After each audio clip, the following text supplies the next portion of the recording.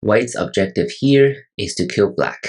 When you see this type of pattern, usually you only try the 2-2 point or the 2-1 point. Other points will fail, right? Clamping here will fail because this will be a ko, or if you connect, black will be alive. Similarly, this move will not work. This will work because if black just plays at number 2, it'll be something like this. There are just too many points that black needs to play. Right? If you play on the outside, white can make this shape. So pyramid 4 is either going to be a real eye versus no eye, or it's going to be a dead shape, bulky 5 or pyramid 4 at the end. If black comes in this way, it's a key point to make a seki, then white can occupy this point. So black's shape on the outside now is not continuous. So eventually black will have to fill in this point right here, and this will no longer be a seki. In other words, black will just fall short because there are too many moves that it needs to occupy. It needs number 6, number 7, and potentially number 9 as well. But black cannot occupy all of those points. Black's strongest response is probably this. Now, white can still play this, threatening to connect back. So black will either have to play this or this. Now, white can just stand down. And once again, this will be a bulky 5 shape.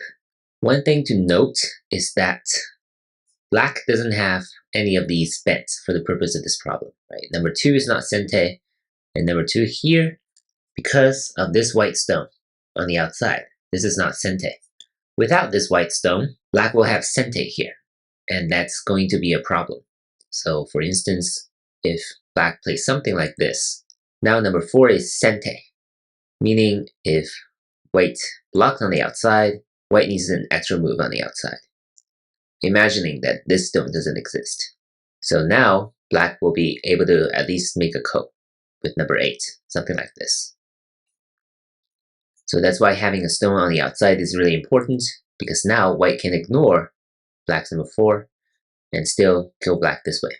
So this bend on the first line is a relatively minor point for the purposes of this problem, but it is super practical, and it is definitely something you should watch out for in real games, because in real games, usually the preparations on the outside are not as good as these problems provide you. So similar to the 2-2 point, you can try the 2-1 points as well. It should work, right? So if black plays something like this, then white can Atari and play a number 5. So once again, we'll have this shape. So either going to be a real eye versus no eye, or it's going to be a pyramid 4 shape.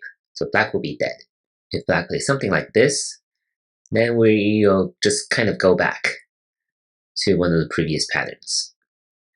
And of course, black cannot occupy the 2-2 point because white will be able to connect back with number 3. And now the eye space is definitely not enough. Overall, not a very difficult problem, but you need to watch out for black's potential bend on the first line if it's a real game. And you just need to sort out all the potential seki patterns. And if you're white, your goal is to destroy the seki. Hope you enjoyed this challenge, and I'll see you in the next video. Thank you.